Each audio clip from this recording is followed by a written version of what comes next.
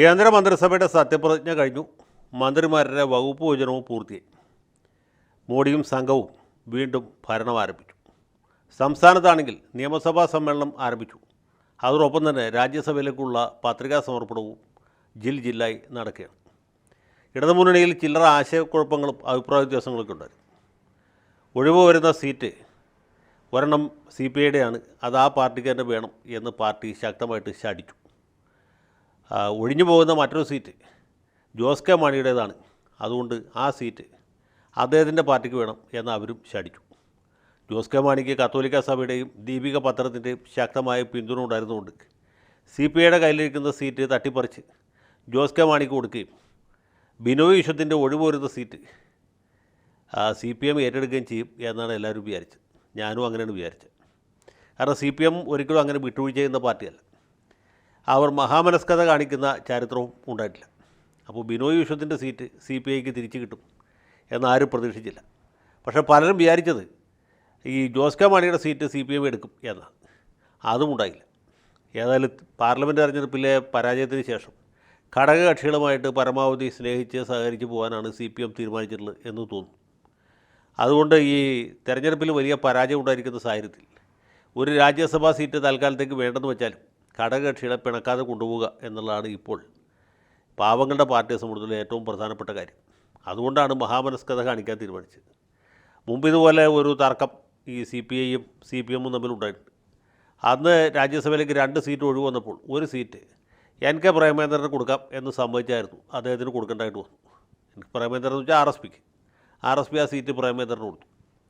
രണ്ടാമത്തെ seat CPM ഒരു അവകാശം എന്ന രീതിയിൽ എടുക്കാൻ തീരുമാനിക്കുകയും ഇടതുമുന്നണി യോഗം കൂടി അവരുടെ തീരുമാനം അടിച്ചേൽപ്പിച്ച് സ്ഥാനാർത്ഥിയെ പ്രഖ്യാപിക്കുകയും ചെയ്തു. K ചന്ദ്രൻപിള്ളയാണ് സ്ഥാനാർത്ഥിയായിട്ട് തീരുമാനിച്ചത്. അങ്ങനെ പ്രേമേന്ദ്രനും ചന്ദ്രൻപിള്ളയും നാമനിർദ്ദേശ പത്രിക സമർപ്പിച്ചു. ആ ഘട്ടത്തിൽ CPI വളരെ ശക്തമായ നിലപാട് സ്വീകരിക്കുകയും VV രാഘവനെ സ്ഥാനാർത്ഥിയായിട്ട് പ്രഖ്യാപിക്കുകയും അദ്ദേഹം നോമിനേഷൻ കൊടുക്കുകയും ചെയ്തു. ആകെ പ്രശ്നമായി പുലിവാലായി. അവസാനം നിക്കക്കളിയില്ലാതെ ചന്ദ്രൻപിള്ള പത്രിക പിൻവലിക്കുകയും പിന്നീട് വന്ന വേക്കൻസിയിൽ അപ്പോഴത്തേക്കും ആൻ്റണി മുഖ്യമന്ത്രിയായിരുന്നു. ആൻ്റണിയുടെ ഭരണകാലത്ത് 2003 നടന്ന തെരഞ്ഞെടുപ്പിൽ ചന്ദ്രൻപിള്ള വീണ്ടും രാജ്യസഭയിലേക്ക് തിരഞ്ഞെടുക്കപ്പെടുകയും ചെയ്തു. അപ്പോൾ ഇതാണ് CPMൻ്റെ വിട്ടുവീഴ്ചയുടെ ഇതിനു മുമ്പത്തെ ഏറ്റവും അവസാനത്തെ ഒരു ഉദാഹരണം. അന്ന് VV രാഘവൻ സ്ഥാനാർത്ഥി ആയതുകൊണ്ടാണ് സത്യത്തിൽ വെളിയം ഭാർഗവം വിചാരിച്ചാൽ പോലും പത്രിക പിൻവലിക്കാൻ പറ്റാത്ത ഒരു സാഹചര്യം ഉണ്ടായത്. ഇപ്പോൾ അത്ര വലിയ കടുംപിടുത്തത്തിനൊന്നും CPI പോകാൻ സാധ്യതയില്ല എന്ന് തോന്നിയോണ്ടായിരിക്കും ഒരു സീറ്റ് CPM എടുക്കുകയും മറ്റത് ജോസ് കെ മാണിക്ക് കൊടുക്കുകയും ചെയ്യാം എന്ന രീതിയിൽ പോയത്.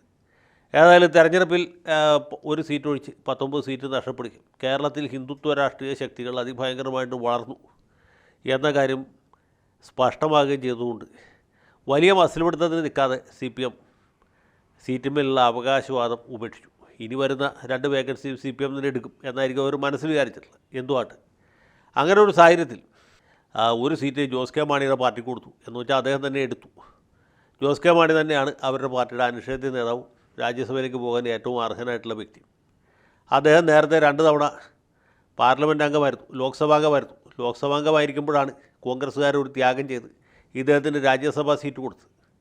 അന്ന് കോൺഗ്രസിൻ്റെ ത്യാഗത്തിൻ്റെ ഫലമായി രാജ്യസഭയിലേക്ക് ജയിച്ച ജോസ് കെ മാണി പിന്നീട് LDFിലേക്ക് വന്നപ്പോൾ ഈ രാജ്യസഭാ സ്ഥാനം രാജിവെക്കുകയും വീണ്ടും LDFിൻ്റെ സ്ഥാനാർത്ഥിയായിട്ട് പാലായിൽ മത്സരിച്ച് തോറ്റപ്പോൾ ഒരിക്കൽ കൂടി ഒരു ത്യാഗം പാർട്ടിക്ക് വേണ്ടി അദ്ദേഹം ചെയ്തു. അങ്ങനെ വീണ്ടും രാജ്യസഭയിലേക്ക് പോവുകയും ചെയ്തു. ആ രാജ്യസഭാ സീറ്റാണ് ഇപ്പോൾ ഒഴിവ് വന്നിട്ടുള്ളത്. വീണ്ടും ഒരു ത്യാഗവും കൂടി അദ്ദേഹം സഹിക്കുകയാണ്. എന്തിനു വേണ്ടിയിട്ട്?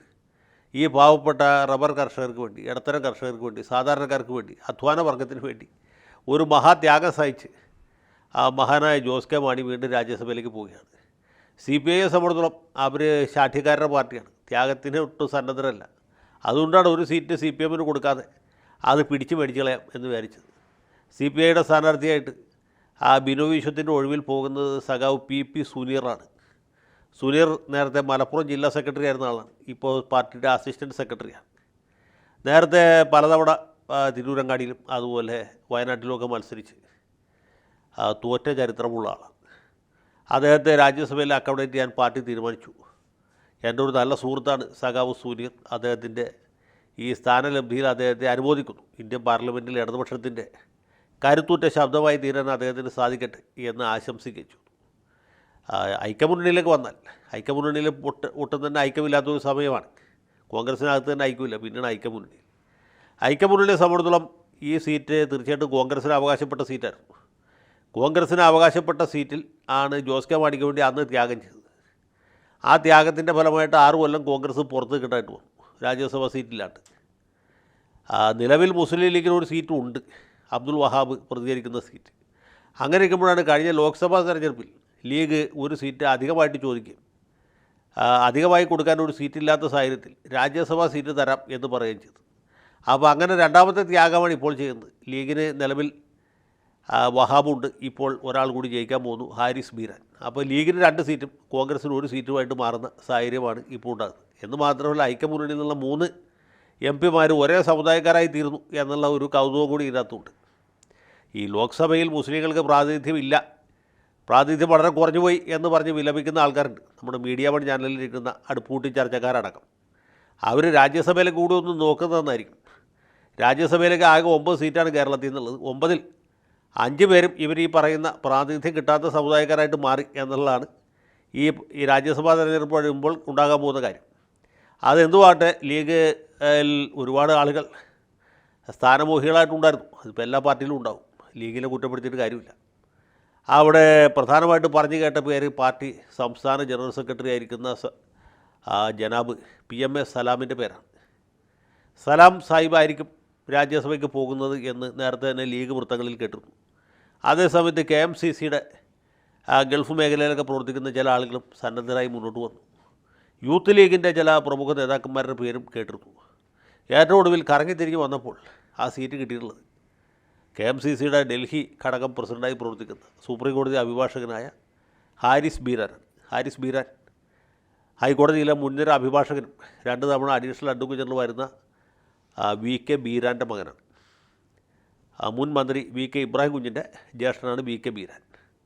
ആ കുടുംബത്തിൽ നിന്നാണ് പുതിയ രാജ്യസഭാംഗത്തിൻ്റെ വരവ്. സ്വന്തം നിലയ്ക്ക് തന്നെ പ്രസിദ്ധനായിട്ടുള്ള വ്യക്തിയാണ് ഹാരിസ് ബീരാൻ.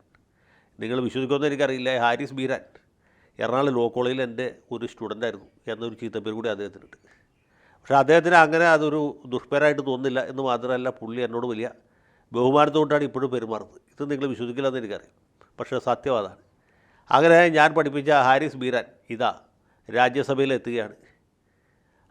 അബ്ദുള്ള കോയ രാജ്യസഭയിൽ പോയ പോലെ ആവില്ല ബീരാൻ പോയി കഴിഞ്ഞാൽ. അദ്ദേഹത്തിന് ഇംഗ്ലീഷ് അറിയാം, നന്നായിട്ട് സംസാരിക്കാനും അറിയാം. കാര്യം മാത്രം പ്രസക്തമായിട്ട് കോടതിയിൽ വാദിക്കുന്ന പോലെ രാജ്യസഭയിലും അദ്ദേഹം വാദിക്കും എന്നാണ് എൻ്റെ പ്രതീക്ഷ. അദ്ദേഹത്തിന് എല്ലാ ഭാവുകങ്ങളും നേരുന്നു. എന്ന് മാത്രമല്ല, ഇന്ത്യൻ യൂണിയൻ മുസ്ലിം ലീഗിൻ്റെ ഒരു പ്രതിയായിട്ടാണ് അദ്ദേഹം പോകുന്നതെങ്കിലും രാജ്യത്ത് 18% വരുന്ന അല്ലെങ്കിൽ 20% അടുക്കുന്ന മുസ്ലിം സമുദായത്തിൻ്റെ ഉറച്ച ശബ്ദമായിട്ട് അദ്ദേഹം മാറും എന്നാണ് എൻ്റെ പ്രതീക്ഷ. അങ്ങനെ ആകാൻ കഴിയട്ടെ എന്നാണ് എൻ്റെ പ്രാർത്ഥന. ഹാരിസ് ബീരാന് എല്ലാ ഭാവുകങ്ങളും നേരുന്നു. അദ്ദേഹം മുസ്ലിം ലീഗിൻ്റെ മാത്രമല്ല ന്യൂനപക്ഷത്തിൻ്റെ മൊത്തത്തിലുള്ള ശബ്ദമായി മാറട്ടെ എന്ന ആശംസ ഒരിക്കൽ കൂടി പങ്കുവെക്കുന്നു. ജയ് ഹിന്ദ്.